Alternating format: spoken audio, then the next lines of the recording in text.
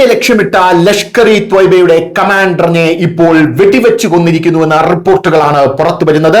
Khyber പഖ്തൂൺഖയിലാണ് Lashkar E commander Sheikh Yusuf Afridi വെടിയേറ്റു മരിച്ചത് എന്ന് നമുക്ക് മനസ്സിലാക്കാൻ സാധിക്കുന്നുണ്ട്. നിരോധിത ഭീകര സംഘടനയാണ് ഈ ലഷ്കർ ഇ ത്വയ്ബ. ഇതിന്റെ മുതിർന്ന കമാൻഡറായിട്ടുള്ള ഷെയ്ഖ് യൂസഫ് അഫ്രീദിയാണ് പാകിസ്ഥാനിലെ ഖൈബർ പഖ്തൂൺഖയിൽ അജ്ഞാതരായിട്ടുള്ള തോക്കുധാരികൾ വെടിവെച്ചു കൊന്നിരിക്കുന്നതെന്ന റിപ്പോർട്ട് പുറത്തു വരുന്നു.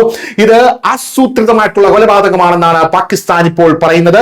പ്രാഥമിക റിപ്പോർട്ടുകൾ പ്രകാരം ആയുധധാരികളായ ആക്രമികൾ വളരെ അടുത്തുനിന്ന് വെടിയുതിർത്തു. അഫ്രീദിക്ക് നിരവധി വെടിയുണ്ടകൾ ഏൽക്കുകയും തലയ്ക്കടക്കം വെടിയുണ്ടയേറ്റ് മാരകമായി പരിക്കേറ്റ് രക്ഷപ്പെടാൻ ഒരു സാധ്യതയുമില്ലാതെ ആ സ്ഥലത്ത് തന്നെ വീണ് പിടഞ്ഞു മരിക്കുകയായിരുന്നു എന്നുള്ളതാണ് റിപ്പോർട്ടുകളെല്ലാം തന്നെ സൂചിപ്പിക്കുന്നത്. ആക്രമണത്തിന് തൊട്ടു പിന്നാലെ ആക്രമികൾ സംഭവ സ്ഥലത്ത് നിന്ന് ഓടി രക്ഷപ്പെട്ടതായും ഇതുവരെ ഒരു സംഘടനയും ഇതിന്റെ ഉത്തരവാദിത്തം ഏറ്റെടുത്തിട്ടില്ല എന്നുള്ള റിപ്പോർട്ടുകളും പുറത്തു വരുന്നുണ്ട്. ലഷ്കർ ഇ ത്വയ്ബയുടെ പ്രാദേശിക ഘടനയിലെ ഒരു പ്രധാന വ്യക്തിയായാണ് അഫ്രീദിയെ കണക്കാക്കപ്പെടുന്നത്.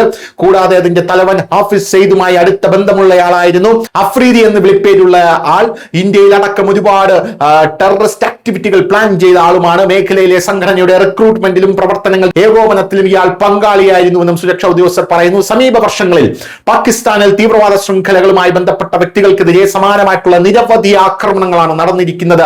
ലാഹോർ, കറാച്ചി എന്നിവയുൾപ്പെടെ നിരവധി നഗരങ്ങളിലായി നടന്ന സംഭവങ്ങളിൽ നിരോധിത ഗ്രൂപ്പുകളുമായി ബന്ധപ്പെട്ട നിരവധി മുതിർന്ന വ്യക്തികളും ഉൾപ്പെട്ടിട്ടുണ്ട് എന്നുള്ളതാണ് പ്രധാനപ്പെട്ട കാര്യം. News desk news India Malayalam.